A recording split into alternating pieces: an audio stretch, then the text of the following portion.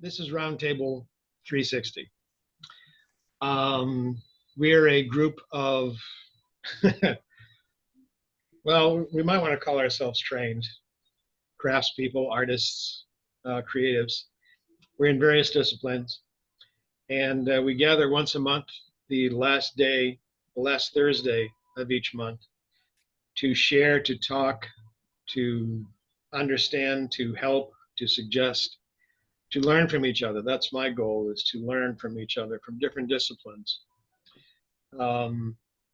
Today, Clarabelle Miray Fields, and if I did not say that correctly, you may punish me later. I'll enjoy it.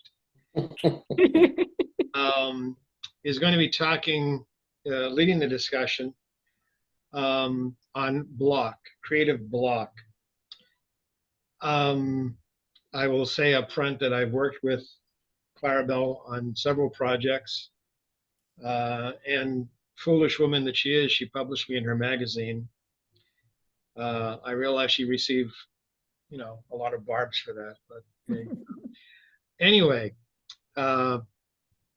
so Tammy, Ann, Konrad, and Chris, please do take part.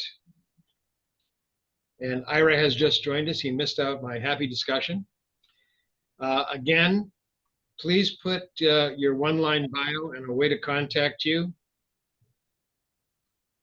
into the chat stream. I just heard a ding, but I'm not seeing anything fantastic going on. We are being recorded because we're all going to get a copy of this, or I'll make a copy of this available. We can all divvy it up for our own marketing purposes.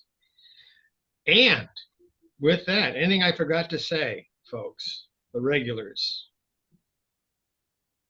Not that I detected it. Very good. Clara, take it away. All right. Yeah. Well, thank you, Joseph, for that introduction. Thanks for joining us, everybody. I'm really happy to see everybody here again. Thanks for coming to this episode of Roundtable 360. So like Joseph said, our topic today is one that is undoubtedly familiar to all of us, to anyone who works in the creative field, working through creative blocks. One of my favorite quotes about creativity is one that is attributed to Jack London, where he said, and hopefully I'm not butchering the quote, I might be paraphrasing, but he said, "You can't wait for inspiration, you have to go after it with a club." And I think that is really reflective of the nature of creative work at times. Sometimes it comes easily, sometimes it doesn't. And I think everyone who's involved in some kind of creative discipline has struggled at times to find inspiration or to find direction for whatever they're working on. So I would love to start the discussion off today by getting a sense of what range of creative disciplines we have represented in our panelists today. Obviously, I'm a writer, so I'm most familiar with writer's block, and I know there's a lot of material about writer's block out there. But in today's discussion, I'm especially hopeful that we'll get a cross-disciplinary and an interdisciplinary look at creativity and creative blocks. So I would really love to hear from others in the group who are musicians, painters, actors, so we can get a better sense of what creative blocks look and feel like across disciplines and how we might have figured out how to deal with them in our professions. So to just jump right off, I wanted to start with a question that I think is relevant. It's also metacognitive, and that is, when do you find yourself that you hit creative walls in your creative process? When do you find yourself getting blocked up the most? And if we could use the hand raising function in Zoom, that would be really helpful so I can get to everybody in an orderly fashion. If there's an issue, you can just shoot me a message or write it in the chat and I'll get to it. But yeah, I'd like to start off there and just start by asking everybody in the group, what has that been like for you as a creator? What has your experience been? Mark.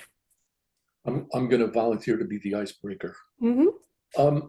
I actually hadn't thought about one particular thing before right this moment. So I'm primarily a writer. And I don't typically experience I guess what others call writer's block or some such thing. What does Stephen Pressfield call it? The resistance monster. I don't typically encounter that because, I think I may have shared this before. I find if I follow Ernest Hemingway's advice from A Movable Feast, write one true sentence, write the truest sentence that you know in that moment, everything else usually follows. But what I've thought about in this conversation that I had not thought about before has to do with music. And what I mean by that is I can compose songs that is to say, put together chord structures and harmonic structures. But for some reason, even though I have written poetry, I am terrible at writing lyrics, or at least satisfying myself with writing lyrics. I have no idea why that might be so. Yeah. And maybe I need to find a book about that. Well, my profession is interior design and decorating, and with a little bit of construction, albeit I look at that as a picture, a painting, just using furniture, art on the walls, things on the floor, rugs, is how do I fill that as a three-dimensional piece of art. And also, the painting, it's two-dimensional.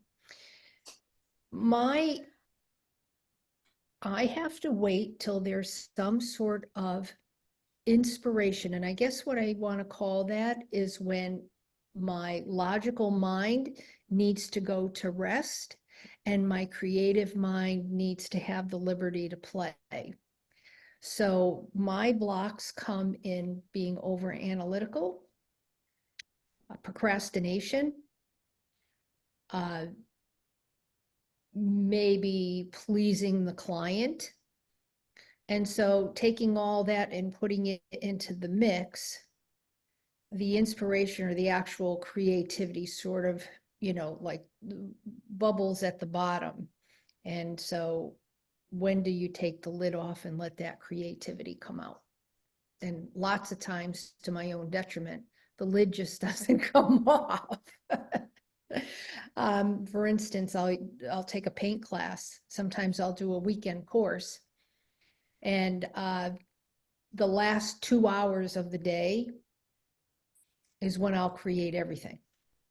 And then I paint very fast, the creativity comes out, everything's good, but all that other time is, and I'm not sure if it's the same for writers or musicians or any other type of creative business, but that's what it's like for me.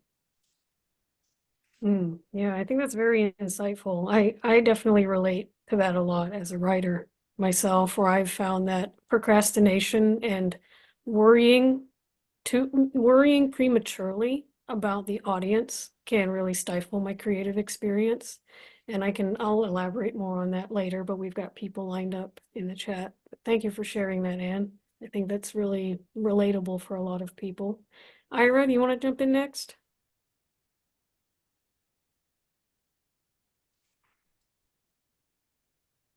Yes, absolutely. As soon as I can figure out how to unmute, apparently. I'm a writer, and one of my main projects is a website, which I update weekly. So in a sense, I can't afford to have writer's block because my weekly deadline is insatiable.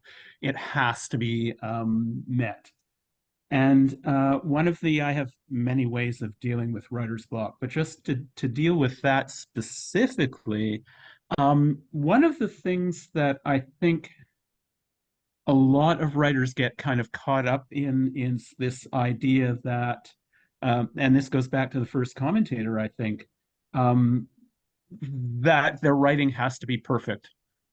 And so they're constantly, working on a single sentence or rewriting a single sentence or just going over and over it again.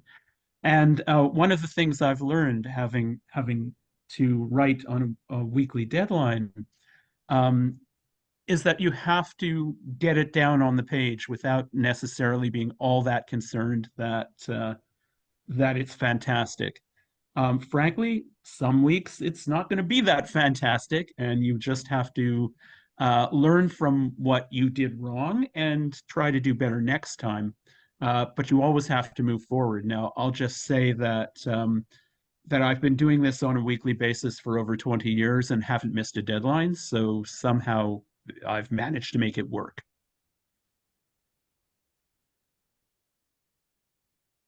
Definitely, yeah. Thank you for sharing that, Ira. That reminds me of one of the pieces of advice that one of my creative writing professors in grad school would often share, which was that perfectionism was your enemy. You'd never get anything done if you were always worried about being perfect.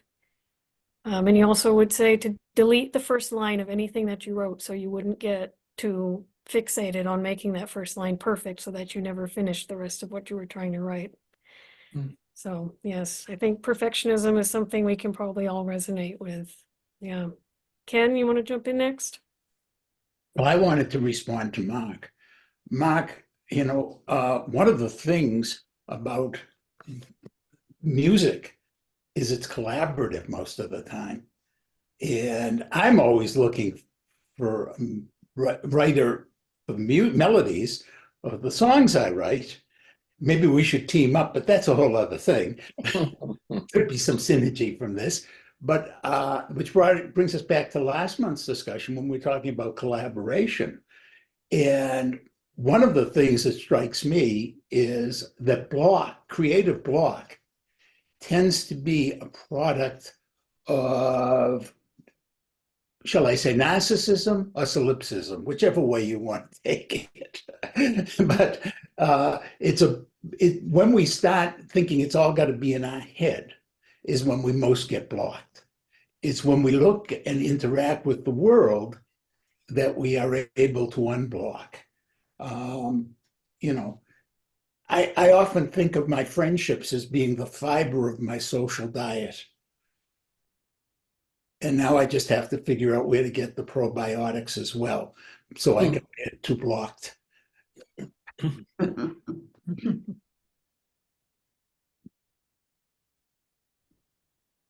Konrad, do you want to jump in? Yeah, I was just going to say that, hey, everybody, Nice. that for me, I do a lot of different kinds of art, and often it's very useful to switch between them. Like I'm been writing a lot, I'm stuck, I don't know where to go next with it. I'll go make some music, I'll paint something, do a totally different medium. Sometimes it's a different kind of writing either. So I work for a video game studio, and when I'm sick of writing for that kind of stuff, which is very structured and has a lot of other pressures coming on from the studio and what can be done in the game, I'll go on a walk and write some poetry, and that's helps clear your mind and change up kind of what you're thinking and open up space for what's next. Like that. Yeah, definitely. I think we can get our brains kind of stuck in a rut. It's kind of like banging your head against a mental wall a lot of the time, and engaging a different part of your brain or a different channel can help get you unstuck a lot of the time. Yeah, definitely. Thanks for sharing that. Joseph, you have something you want to say next? Yes, I think most people know me as an author, but I'd like to talk about the craft of surgery and experimenting. No, I'm just kidding. I agree totally with what Konrad said about if you are in a bunch of disciplines, because I know myself,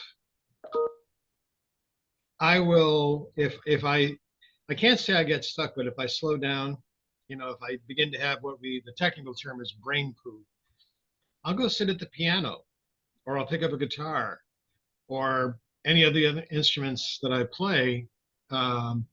It's pity I only have two hands and one mouth.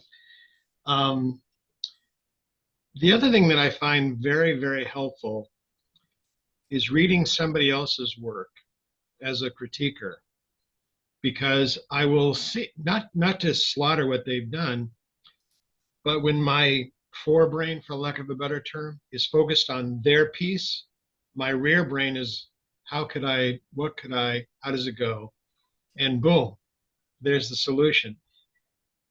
I can't say that I have a lot of writer's block per se. What I will offer is I have a lot of times I stop listening. That's literally what it is for me. I will stop listening to the characters. I will start wanting to put my own stuff on the page rather than what is relevant to the story and my characters. Along those lines, and this goes to what Mark was saying about lyrics versus music. I've had some musical performers ask me to give them lyrics for a piece of music they've written. And that takes me a while because I have to hear what they are expressing in their music. And sometimes I can't jive with them. I can't sync to what they're doing. I'm not sure if I would call that writer's block, but it definitely is. And this goes like to that first line. Don't keep on looking at the line and trying to correct it. But I will listen to a measure repeatedly. This really irritates Susan, my wife, partner, princess, because I will literally put a track on repeat and listen to it 15, 20 times before I can pull apart all the elements that have to be into the lyrics. And she's, can you put on headphones? Can you please put on headphones? If I have to hear that trumpet solo one more time, I'm going to hurt you. Thank you, dear. I enjoyed that. So I think that's one of the things that being cross-disciplinary, I think that's really a powerful tool. Being able to look at somebody else's work is a very powerful tool for breaking stagnation. And the other thing is if I get stuck on something, reading the work of somebody who I really like or listening to the music of somebody I really like and just letting myself go into it and there I am. Okay, yeah. And the big one, get up and go for a walk. Go to the gym, do something totally different. Get on my bike and ride 15 feet because I'm older and that's about as far as I can go. And now let me tell you about surgery. I'm kidding. That's all. Thank you so much. Yeah, thank you for that, Joseph. I think that's very insightful as well. I've heard a lot of creatives report the same things, that getting outside or exercising helps clear their mind in a way. It's almost like when the body is occupied, the mind is free. So I've heard that a lot, and that's food for thought, I think, for whenever we find ourselves stuck. Sometimes I think moving our body can help get other things moving as well. Yeah. Ken, you want to jump in? Thanks. I think I'm just going to follow up here a little on that we're all of us saying something kind of overlapping, which is that sensory input is important. And I'm going to say, hey, let's not forget Proust, right? Smell. Whether it's real smell or it's, if you can fantasize smell, going to a place that is redolent with affect is important. That's one of the many reasons. This is another that I love to go to bakeries, coffee shops, places where there are flower nurseries, places like that, gardens. Just walking outside does not do as much for me, given my brain, as much good for me as, say, walking at a local botanical garden where I am smelling plants. Gyms, since I have absolutely no recollections related to sweating as a kid. Going to a gym doesn't help me at all. But for those of you who done it, it's great. Another thing is music. But now, what kind of music? Okay, I have a drum that I pound when my wife isn't in the house. If she's in the house, I'm forbidden. Well, you have to keep peace, right? But I do listen to some kinds of music. But what music? And what music gets to us? What music do we? If I want to write something as the broody New Englander, I tend to listen to folk music. If I'm writing a theater, I tend to go with heavy-duty classics. Bartok is great for getting the rhythms of theater for me, especially the pieces with the piano concerto where he actually basically tells the pianist, destroy the piano. So I think what we have to find out is what is it that stimulates us? What is it that speaks synchronistically to our bodies? Yeah, definitely. Thank you for that, Ken. And I especially like that you mentioned smell, because smell is often an overlooked sensation, or it's an overlooked sense, especially for writers. It can be often overlooked. So thank you for that reminder to be mindful of engaging all of our senses. I think there's a lot to be gained from all kinds of sensory input when you're trying to be creative. Ira, you want to go up next? I did, but I don't think Donna has had a chance to speak yet, so I'm willing to let her go first. Sounds good. Donna, you want to jump in? Okay, thank you, sure. Years ago, I decided that I didn't like the sounds of writer's block. It sounded too much to me as if I was standing in my own way. Can you hear me? And I turned out I was right. When I put my head to it, I came up with 2 reasons that I was stuck. And the first one was I always found that I was missing a piece of research. I'm kind of shy about picking up the phone and calling an expert and asking stupid questions about their specialty. And so I put that off, and usually, not always, but that's often a reason that I'm stuck. And the other reason is I come to a point in the plot where I haven't made a decision about which way to go. Writing fiction, there's lots of different directions, and if I get to a spot where it's especially tough, I realize that I just have to focus on the problem and make a decision, or I have to pick up the phone and call the expert that I need to talk to. And ever since I've found that I can deny writer's block pretty well. At least those things work for me. I'm hoping they help someone else too. Yeah, thank you for that, Donna. I was struggling to unmute myself. It seems to be the okay. never-ending struggle of No worries. figuring out which key to press. Ira, and then Joseph, do you have something you want to Okay. contribute? So a couple of things. First, it's actually awesome to me that so many people are taking up points that I would have taken. I would have said, for instance, at the top of my list was have more than one project on the go. So if you're stuck on one, you just move to the next. And Konrad took that one. Second on my list was if you find yourself blocked, oftentimes I find it's because you don't know the subject well enough, so research.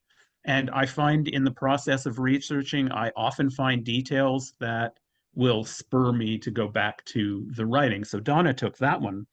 Thank you. One thing that I did want to say that I think is kind of important, and that is that we should all remember, whatever creative endeavors we're in, that we are not machines. We do not create on demand. Sometimes the creativity flows, and other times it doesn't, because we're human beings, and that's the way we work. And it's okay to take a day or two, or even a week or two, if it's not there, to just go have your life. When it's ready, when your subconscious mind is ready to get back to the creative process, it will. But don't beat yourself up over that, because that's just a human thing. Definitely.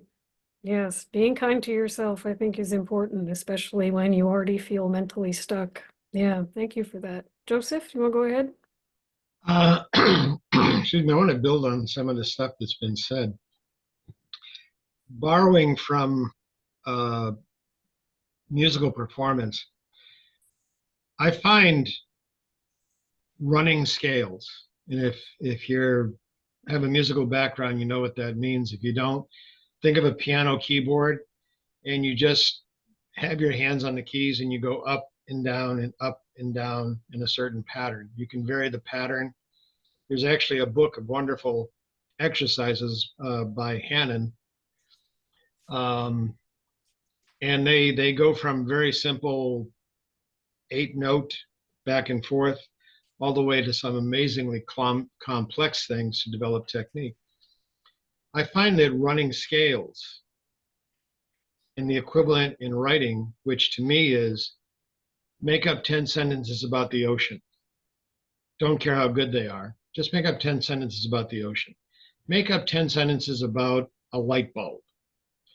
Make up 10 sentences about the most ridiculous thing, custard. I'm going to make 10 sentences about custard. No qualifications on it. And just write the 10 sentences. Allow yourself to go free. I know a lot of people beginning have challenge. I got, like we were saying earlier, I got to write this. I got to make it good. I got to make it perfect. No crap. All you have to do is put the words down. Good comes later. Good comes with a lot of practice and technique. Stephen King supposedly said, I didn't hear this, but I've seen it in a number of places. Stephen King supposedly said, a lot of people wait for creativity, inspiration to strike. The rest of us just get down to it.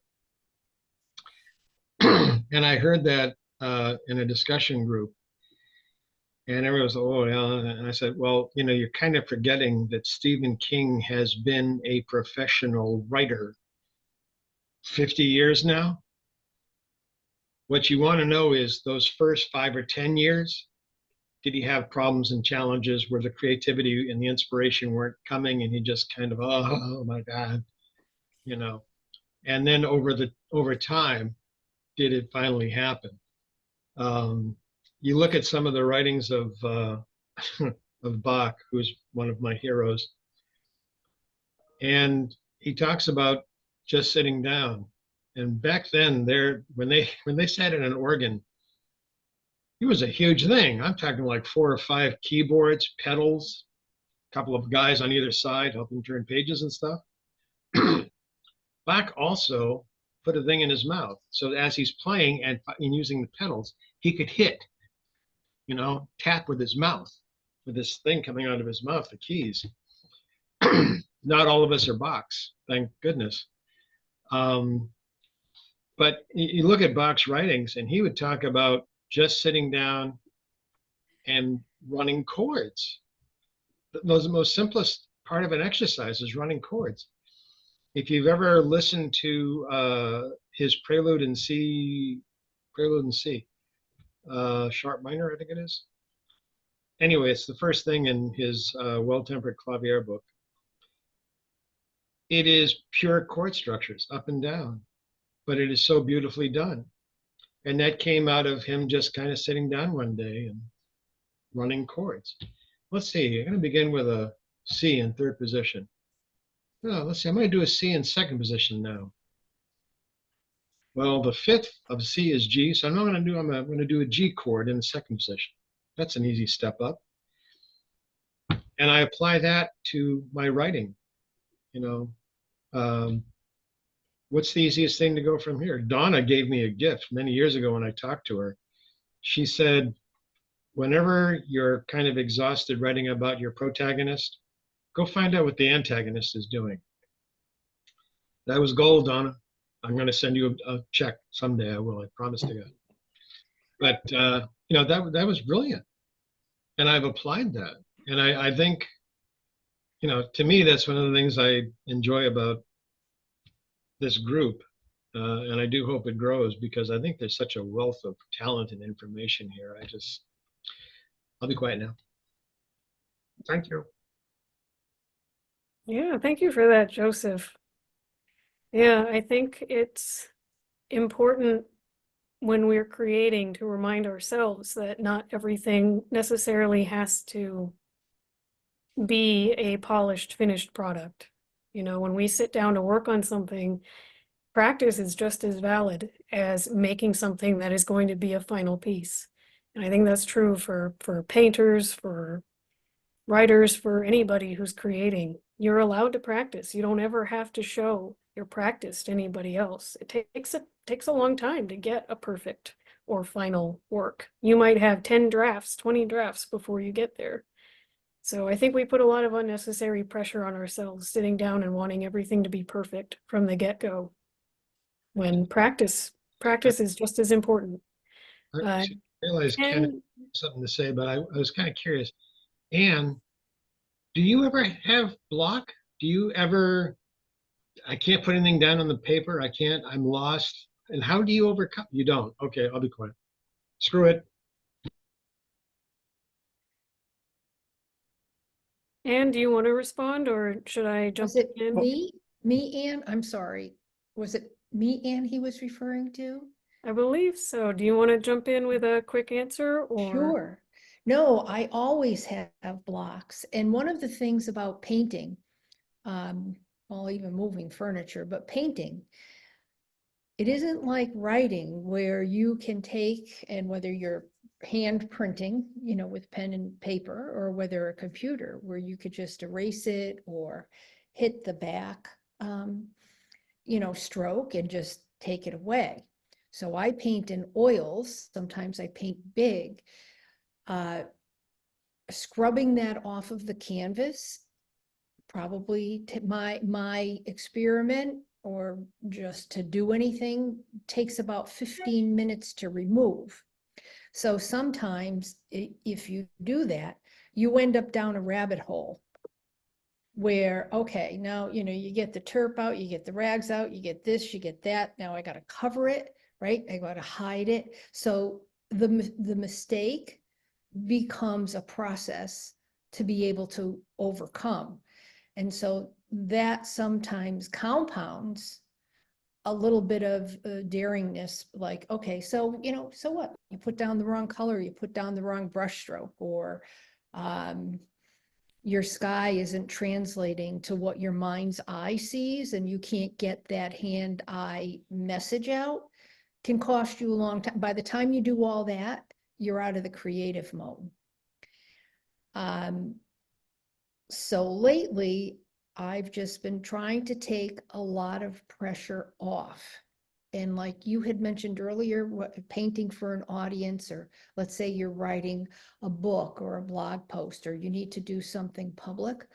One of the things that I'm trying to practice is doing something for me, that I don't put the pressure on that word or that sentence or that, just take it off. And I recently just did 2 paintings like that. And I was very happy. For the first time in my life, I think I was really happy for that. I didn't care.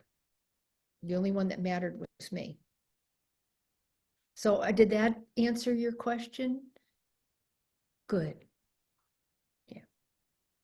Awesome. Yeah, thanks for sharing that. And yeah, creating for ourselves is very nurturing. I think it can be really helpful. Ken and Mark, you want to jump in?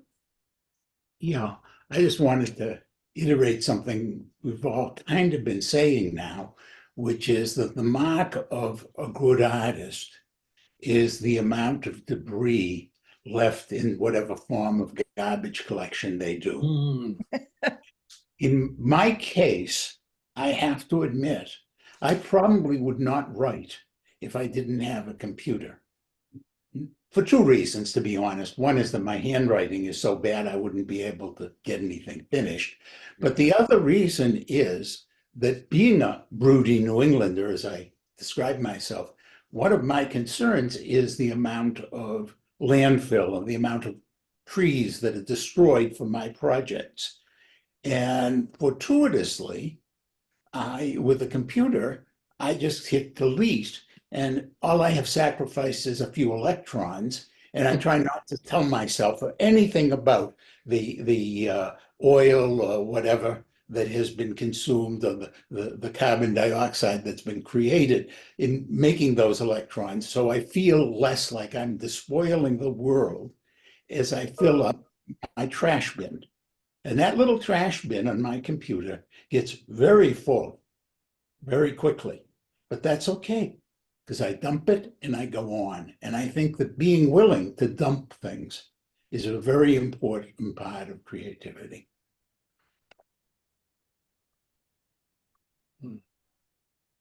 Yes, definitely. Practice just can be practice sometimes. It never has to leave your notebook or your drawer. Yeah, thank you for that, Ken. Mark, and then Donna. Yeah, you may have seen me get up a moment ago. I got up to grab this book because someone made a comment about reading to overcome the creative block. So I just wanted to share this from the introduction to this book. As far back as I could remember, I had longed and lusted for an unlimited supply of books. I was weary of the catalog and the Bible, the only two books I had ever seen in my sharecropper's home. When I got to my first duty station in the Marine Corps and walked into the base library, it was like throwing a starving man a turkey. I did my time in the Corps with a book always at hand. I remain convinced in my belief that all anybody needs to develop as a writer is access to a good library and the willingness to play fast and loose with his life, because make no mistake about it, by the time a person even moderately masters any art form, it's almost too late to do anything else. And I also thought, Joseph, about your comment about Stephen King. Having been at this for 50-some years, Harry Cruz is no longer with us, unfortunately, but I have a fairly substantial shelf full of his books over there. So I find that's true of me too. If I don't even know if I want to say uninspired, but if I feel challenged to write something in any way, if I read, it doesn't even matter what I read, but if I read something, it always helps.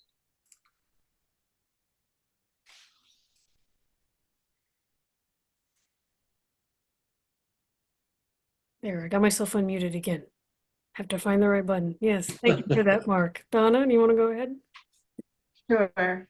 I liked what you said about writing to please yourself. I wasn't writer's block, but I had a full-blown slump one time. Several things came together to discourage me. And it went on for several months. And I thought, well, this is really bad. I'm not enjoying the thing that I have always wanted to do and loved to do. What am I going to do about it? So I thought, okay, the heck with New York, heck with editors and reviewers and readers. I'm just going to write a book for myself. And it turned out to be one of the best works I feel that I've done. It was well received, and I'm very, very proud of it. And what it taught me, which is what you've said, is, you can't please anyone else if you're not pleasing yourself. And if you're not having fun when you're writing, the reader will sense that. And they won't be having fun either. So that was a very valuable lesson for me. Thanks for mentioning it. Yeah, thank you. Ira, you want to go ahead?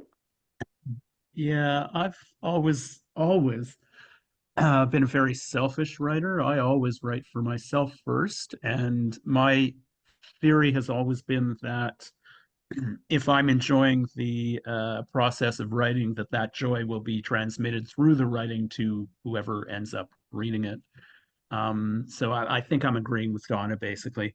I wanted to throw one other sort of writer's trick into the mix.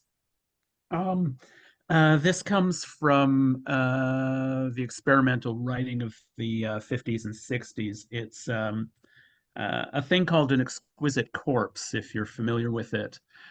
Basically, if you and a number of writer friends get together, um, just take a sheet of paper, have one person write a word, then pass it on to a second person who writes a second word, then covers the first word so that only the second word is readable. Pass it on to a third person who writes their thing based on the second word, then cover the second word as well, and so on. Um, and what you find is often ridiculous, often not a sentence, even when it comes down to it. Um, but I'm firmly of the belief that writing is a combination of unconscious work and then craft, applying the craft to what the unconscious kind of brings up. And a large part of writer's block, I think, is because the craft is a conscious thing that we're always in control of, but the subconscious creativity part is often where the blocks happen. So if you can do something silly, and again, if it's just you and you don't have sort of other people to create an exquisite corpse, just as an exercise, start writing the first things that come to your mind. Sort of similar to what Joseph was saying about write 10 sentences about any given subject. But in this case, just, random words. Create a poem, a random word poem, something like that, just to get the subconscious going again.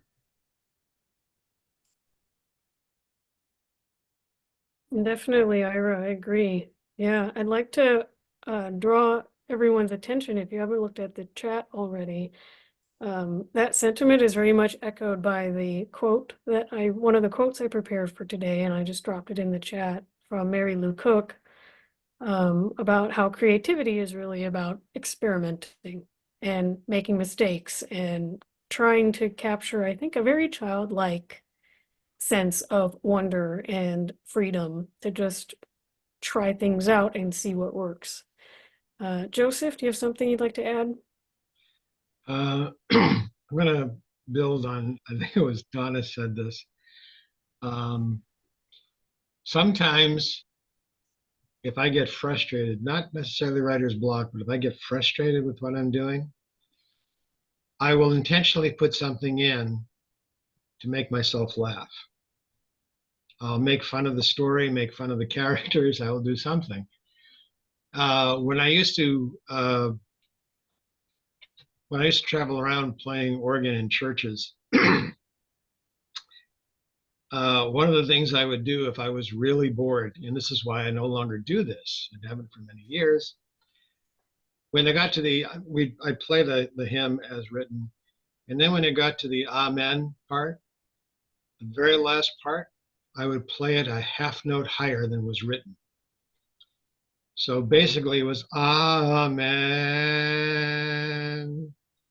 and it was a lot of evil fun in a church to watch all the choir members trying to, whoa, what's going on here? That's why I'm not doing it anymore. Another example is in my current, the novel that's coming out in a bit. There was a scene where the two main characters are breaking out of jail. And they're doing it, this is in medieval Europe. One of them basically has a package, a little pouch with him that contains an acid base. And he mixes it with some broth they gave him in the jail to drink. And then he pours it on the locks, on the manacles, and they all dissolve away. And I had that character who was doing that go dum, dee dum, dee dum, dum, dum, dee dum, dum, dum, dee dum, dee dum, dum. And the other character says, is that a magical incantation? What is that, more witchcraft? And the character who's doing it says, no, it's the theme from the Wild Wild West, a 1960s TV show on CBS, starring. They came up with a couple of extra movies later on, TV movies, and 30 years later, blah. So the character who he's explaining all this to, I put in the story, looked up at the reader. Well, what do you think? It was out with my first readers, and they got back to me that this was so hysterical. It relieved a lot of the tension. Please leave it in the story. I said, no. But I think a lot of times for myself, either in music or in writing, I'll put something in so that I appreciate what I'm doing. Much like write for yourself. Put something in that you know you're going to take out later, or you hope to God you remember to take out later. And give yourself a laugh. Don't take yourself that seriously. You know, I know people go, I'm an author. Good for you. Yeah. How many Nobels do you have? You know, Pulitzers? You know, how many platinum albums do you have? So anyway, just a thought. Yeah, thank you, Joseph. I think that's great. Laughter is important. It's important to have fun with whatever you're doing. Yeah. Mark, you want to jump in? Yeah, sure. Thank you. I just because Joseph reminded me of jail. My favorite country song is "You Can Put Me in Jail, but You Can't Keep My Face from Breaking Out." But what I really wanted to talk about was I read, I may have shared this at one point, but I read an interview with Ray Bradbury once. And the interviewer was asking him how he created his plot lines, and he said he didn't. That he considered it his job to create characters so real that they would just do whatever they were going to do. And I'm thinking of that because I was thinking about the whole mind-body connection. And I've written a manuscript for a graphic novel, and as it turns out, I got illustrated pages 33 through 36 just this morning, which was very exciting. But what I would do is I would go out on my bike for 40, 50, 60 miles or whatever, and just think about the characters. And when I came back, I would have somewhere between 60 and 90 minutes of absolute lucidity. And for those 60 or 90 minutes, I would just sit and pour out everything that had occurred to me when I was on my bike, and then I would leave it. And then I would come back to it the next time I went out on my bike and thought about my characters. And that's how that script wrote itself. Yeah, thank you. That sounds great. Yeah, it was fun. Being able to, I think, get out of our own heads a bit. I think Yeah, helps a lot when you're stuck. Earlier in the conversation, Joseph mentioned the friendship bench, which is something we participate in on earlier on Thursdays. But there's a woman who joins us fairly frequently named Andy Scarantino, and she's a distance runner. And she talks about that too. The clarity that comes to her from just concentrating on her feet, the thump, thump, thump, and the rhythm, and making sure that she's in sync with that and her breathing. And she is also a very good writer. Yeah, definitely. Thank you for that. Ken? Mm-hmm. Yeah, I want to pick up on what Mark just said, but then go to something else. You know, the rhythm of running. I dance. Now, I will never do it in public. It has been compared to a bear with two left feet.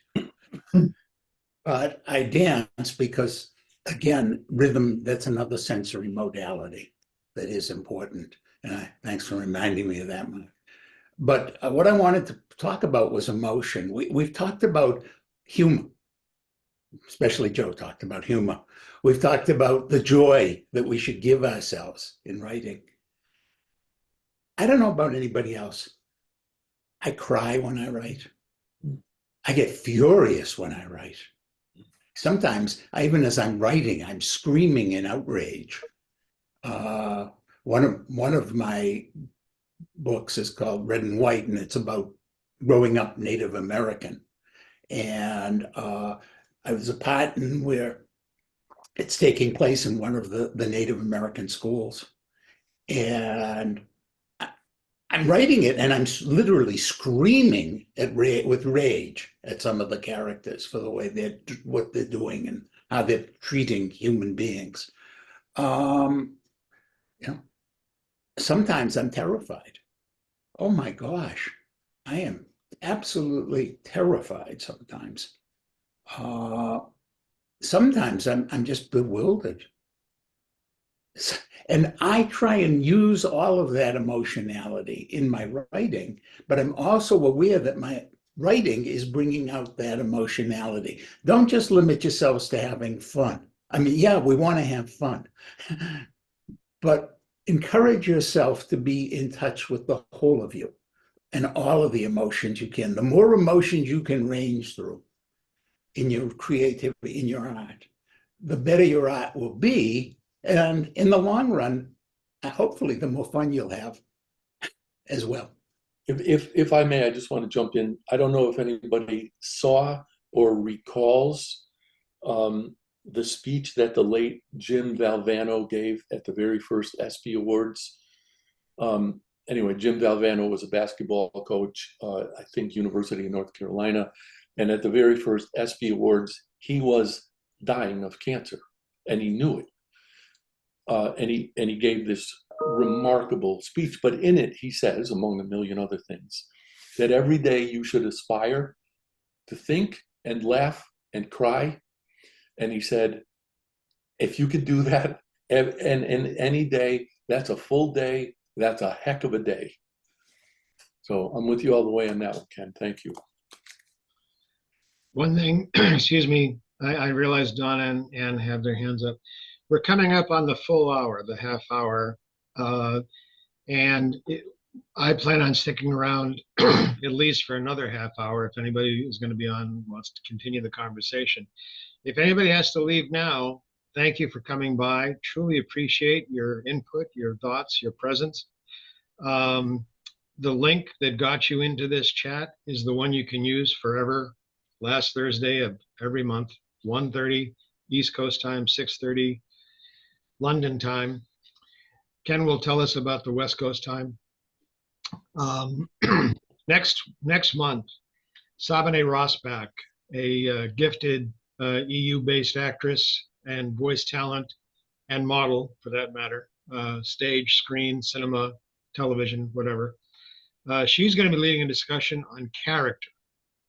Okay. This is something that I've chatted with Sabine about many times, and how actors develop a character from what is written on a page. There are lessons there. So I hope you can join us. If you're going to be leaving now, I hope you enjoyed yourself. Get in touch with me. Let me know what you think. Let me know how to make this better. Please invite your friends. And if you didn't like it, tell them it's great. Send them so they can be miserable too. Thank you. Be here for another half. Remember to tip your waitress and, try the veal. Thank you. Yeah, thank you, Joseph. Thank you for that reminder. Yeah, Donna and then Anne, you have something you want to contribute? The running example was what touched off a thought. I was at a writers' conference and just signing in, and the man signing me in was a little twitchy, and he was explaining that he'd been away from his keyboard too long. And he was referring to positive addiction, which fascinated me. And a runner gave me a book about positive addiction. And I like the idea that my work to me is sort of a positive addiction. It makes me happy, and I use it regularly to make me happy. I wonder if anyone else feels that way about it. Definitely.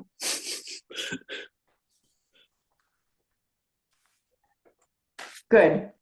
I think for me, it's always a good outlet to avoid other bad habits. Let your good habits be addictive rather than, I don't have a problem with drinking, but if it's drinking, if it's whatever it is, that's to not do that. Go paint, go write, go do something that lets that emotion out of you. I totally agree, Tom. And Donna, Anne will vouch for me when I say that I tell her all the time, I can't not write. But I do want to say something here. Let us not walk away from all bad habits. Bad habits can be good too, in moderation. And I am not giving up my glass of wine or my extra cup of coffee or that croissant. Amen. Selective vices, I think, are helpful. To Yeah. just to answer that question, so I think we've all had that experience when we have finished a sentence or a story or even a novel, where we could just kind of sit back and go, yeah, that's good. Take pleasure in what we've just accomplished. And those are kind of the moments that can keep us going, right? Anne, do you want to jump in? Yes. So Ken, I really liked a few of the things that you had mentioned, and I certainly want to elaborate on it. So in a comment before your last comment, you were talking about wasting. And I just want to elaborate that one of my blocks is wasting because, again, I can't take a cursor and wipe it out. I mean, I've got canvas and paint and where do I put all these paintings that may, in my mind, become waste? So I do find that sometimes can be an issue. And then I liked your comment about allowing expressiveness. There is an artist called in expressing in various different ways. One of the things I think that helps is we all mentioned music, and there is an artist, Kandinsky, who actually believed that there's a series of belief that color and the notes can actually can be related. So sound of a trumpet, which is strong and bold, can be red, and so sometimes music, whether it be while you're doing something or before or after, can certainly take that sensory experience and translate that into a different language. And that language for me would be art, and for a writer would be words. So I think that that could certainly be a way to unblock oneself, and certainly be a way to relate different modalities of creative expression. So if you can't express it one way, you do it another. And then once you find the notes, you can find the colors. And of course, I too have the croissant, I think. But as my mother said, everything in moderation. And if it makes you happy, somehow you translate, or at least if it's not too big, and then it's not too bad. And then we can focus on the positive. I think that's beautiful, Anne. Thank you for contributing that. Mark, do you have something you want to add? Yeah, actually, I want to thank Ira for prompting this thought, and I also want to I want to relate it to what Ken was saying about emotion. Maybe it's because I'm absent-minded. Maybe it's just because I write as much as I do. But I fairly frequently will come across things that I've written that I don't remember having written, and I don't even remember having been prompted to think the way I was thinking when I wrote whatever that is. Those are actually the things that I'm most inclined to think are pretty good. And those things also can very frequently move various emotions in me. And I have read things that I've written and forgotten about and been moved to tears by those things. So I don't know if anybody else shares that experience, but it's absolutely true for me. I found a whole cache of stuff I wrote 15 to 20 years ago, and just was reading through it and like putting it in a the right documents and stuff like that the other day. And yeah, I totally understand what you're saying, Mark. There was moments where I was like, how did I think that at this time? I don't know what I was thinking, but whatever it was, whoa, how it came out. I like it. At the time, I think I hated it, but now I like it. That prompts me to ask you, Konrad, um, when you find things like that and have that experience, do you ever get like this wave or wash of worry, like, oh my God, I'm never going to have that kind of clarity again? Am I going to be able to do that again? I guess I've gotten old enough that I don't worry about that as much as I used to. But by the same token, I'm not completely beyond it. Hmm. I think so. I definitely have that fear. I have a whole part of what I was looking for was parts of a longer like play that I'd worked on and never finished. And I was like, I know there's more of this somewhere in my files, and found them. And I was like, man, some of this is really good. I don't know if I can put this together and finish it in the way that it, should be finished. But it was never finished, so it needs to get done. So yeah, but there's that fear, definitely. If I may, I think it's wonderful when there are unfinished things. Just remember, you're leaving them as a gift for that graduate student who is going to do their doctoral dissertation on you. This is your gift to them. the unfinished works of Konrad Hughes. Well, let's see about that. I don't. If I may just share this story quickly, I'm going to say a good 25, 30 years ago, maybe even more, I don't know. I had written a line, and the line was, Stephen A. Kindle had only one wish. And then I thought, well, okay, that sounds a little bit rhythmic. Maybe I should try to rhyme it with something. And there were only two things I could think to rhyme it with. One was Knish, and I thought, well, I probably don't need to write something about a Jewish deli. And the other one, of course, was fish. And then I sort of forgot about it. So I'm going to say within the past 10 to 12 years or so, there was a company created by Amazon called CreateSpace. It's now gone. It's been folded up into Kindle Direct Publishing. But when I found out about that, I thought, wow, I wonder if I should try to find that thing. Well, in the meantime, I was buying a new computer once. And a young man who worked for me said, look, whatever you do when you buy that new computer, buy an external floppy drive. And I said, well, why in the world would I do that? Nobody uses them anymore. And he said, can you honestly tell me you don't have a box full of floppy drives somewhere? And I said, well, yeah, I do. So one Saturday morning, I thought about that Stephen A. Kindle thing. I pulled out the box and I just sat there with my external floppy drive, sticking the drives in and pulling them out. And I found that thing. And that ended up becoming my first children's book called Martin the Marlin. No idea. I had no idea it would go there. So don't throw that stuff away, Konrad, and don't stop looking for it either. To answer Mark's question, it's rare for me to laugh while I'm sitting down and composing a story. But when I go back over them, even as little as a year or two later, I often find myself laughing at things that were there, and oftentimes things that I had forgotten that I had put there. So yes, I very much have that experience as a writer.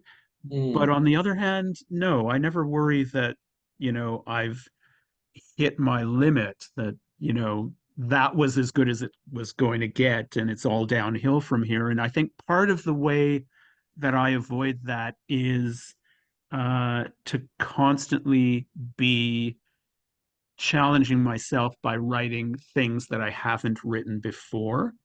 So, a couple of years ago, I wrote my first young adult novel. Last year, I wrote my first whimsical fantasy novel. It's one of the lightest things I've ever written. I'm currently working on an anti-war novel, which is probably going to be the heaviest thing that I've ever written. And so by, not repeating myself, constantly facing new creative challenges, I find I step up to that. And so my writing, I don't have to worry about, you know, not being good enough anymore. Good stuff. Thank you.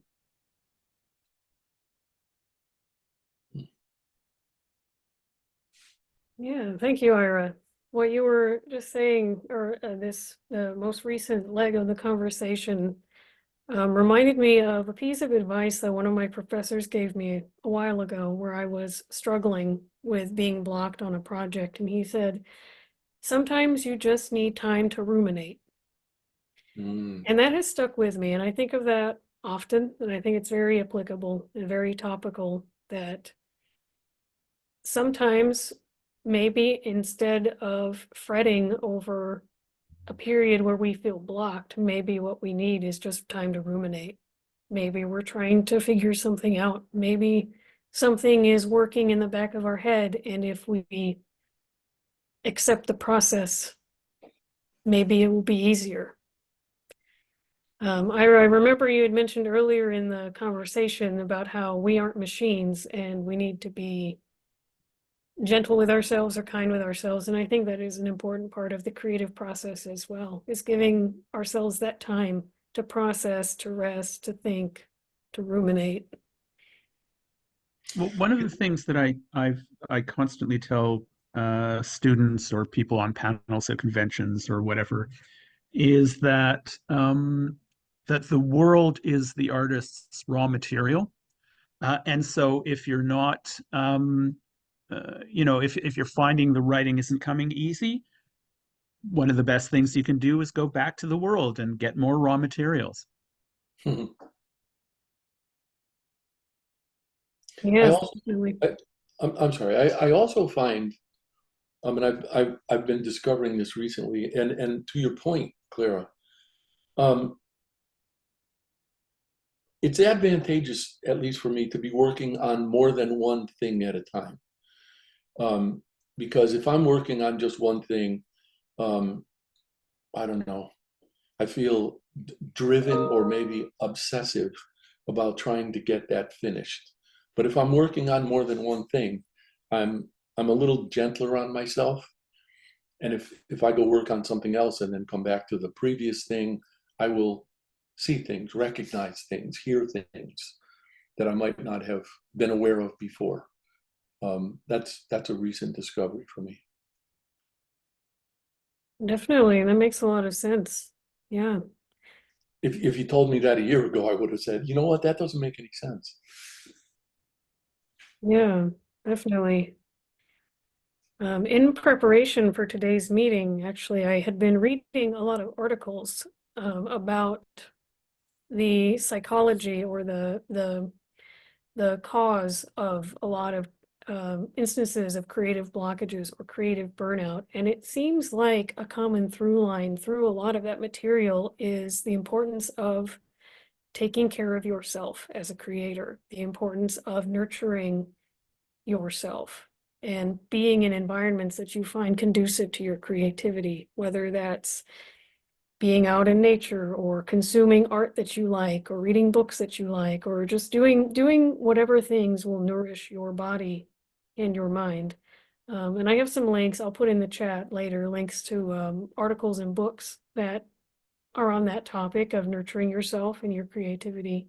But as we are approaching the close of today's meeting, we have about 15 minutes left. I was wondering if we wanted to briefly discuss some of the best ways that we have found for nurturing our creativity. I know we've touched on that throughout this discussion today.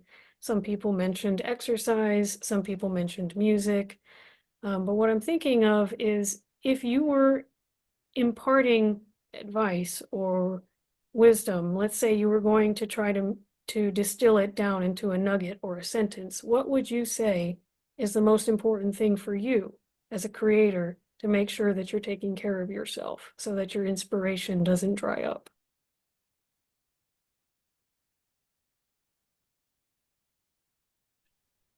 In one sentence, love the world. Always be interested in the world. You'll never run out of material that way. Definitely. Joseph? Different from what I was going to share, but I think still relevant.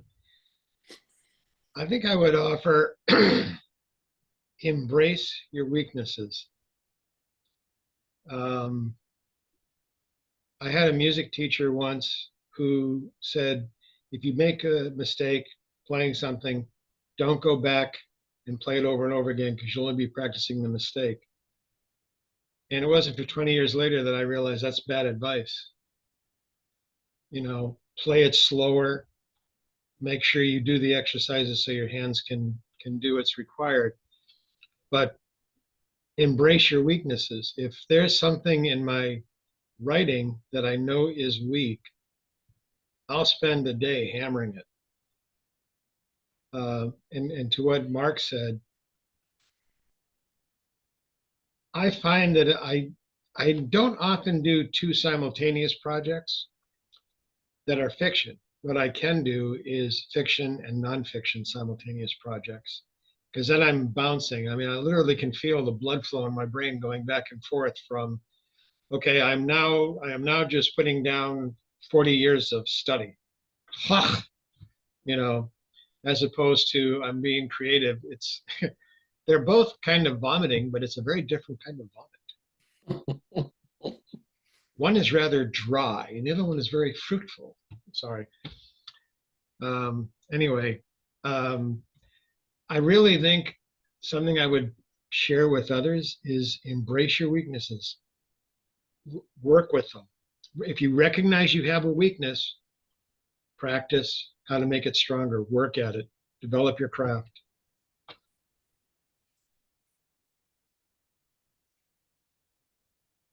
Definitely. I think that can be very helpful. Yeah. Ken, you want to jump in? Yeah, for me, the most important thing is finding people who bring out and encourage the positive part of my creativity and avoiding the people who constrict creativity. That's one of the reasons I take part in this every month. Thank you, people. Yeah. Thank you for that, Ken. Mark? Yeah, I just want to suggest two things, and related to reading, and that those two things are reading and variety. So what I find helpful is if I'm reading something relatively heavy, whether it's history or biography or something like that, the next thing I'll read is something much lighter. I almost think of it as like cleansing my palate in some way, and I will just suggest that if you haven't found the works of Carl Hiaasen or Tim Dorsey, I highly recommend them because they are outrageously and at least superficially inappropriately hilarious. Tim Dorsey, one of Tim Dorsey's protagonists is a guy named Serge Storm. And this guy is a nature lover and a humanitarian and an absolutely perverse homicidal maniac. And the way Tim Dorsey makes that work is just hilarious. So anyway, for me, reading and variety. Definitely. I think that's very important to keep those wheels turning in our heads. Thank you for that, Mark. Would you be okay with linking or sharing those names in the chat? Absolutely. So everybody has access to them. Thank you. Yep. Donna? Yep.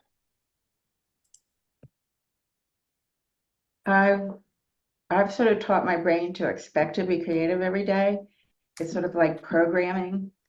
And I've found that it's also like having a secret life, writing fiction. And I've discovered that if I take one day off, I'll take 3 days off for no reason at all. If I take one day off for a good reason, I'll take 3 more days off. And then I've got to backtrack and get my head back into the place where I left off. And for me, it's just better to expect to write every day. That's just how my programming works. Yeah, thank you. I think that's very helpful. Yeah, Anne? I think that what I'd like to share with everyone are things that have helped is number one, be kindness. Kindness to yourself. If you either make a mistake or you have a block, putting pressure on yourself, I think just makes that even worse. And the second thing is observation. So when you take your mind off of what you're doing, and whether you're a gardener and you just look at the flowers, or whether you're in nature and you hear the birds, or whether you're in a big city and you hear the chatter. And someone else made a comment that the world is, a basket full of ideas and inspiration, but sometimes we don't take the time to observe. It takes all the concentration away from ourselves or what we're doing, and be open. So mine is kindness and observation. Definitely. I love that. I think kindness is so important, especially self-kindness. I think Yes. we as creators, we are way too harsh on ourselves. Yeah. We are our harshest critics by far. Yeah, thank you. Does anybody else have anything else that they'd like to contribute? I think we're getting about ready to wrap up, but does anyone else have any parting thoughts they'd like to share? My dog. I would just like to throw in here my thanks to you, Clarabelle. You did a really good job. This was a very, very fast 90 minutes. Thank you. Yeah, well, thank you. I appreciate that. I hope everybody enjoyed this conversation as much as I have. I really enjoy getting to connect with all of you and hear your thoughts and your insights and see how your creative process works. My dog, I don't know how much you can hear, but he clearly has a lot of opinions as well that he would like to share. And you still have Eddie? I have Eddie and Sam's contributing, and Eddie's contributing, and I don't know if you heard him meowing, but he's got a lot to say. I think Tammy, your cat was contributing a bit there too. Yep.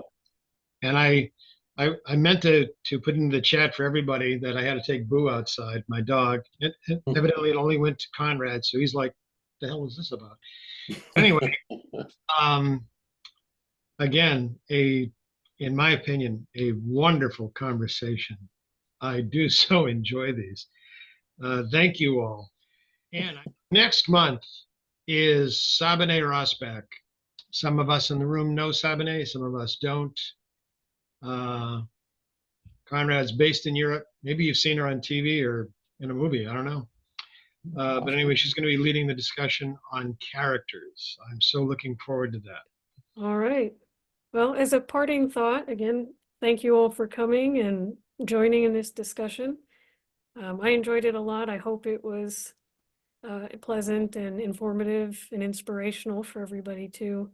I'd like to leave you all with one more quote in the chat that will hopefully be a source of inspiration for you.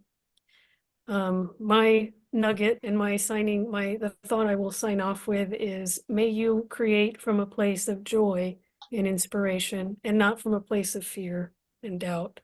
I think a lot will bloom from that. So thank you all. I appreciate all of you coming, and I hope to see you next month. Thank you. Take care, all. Thank you very much. Bye-bye. Take care. Thank you. Bye-bye. Bye.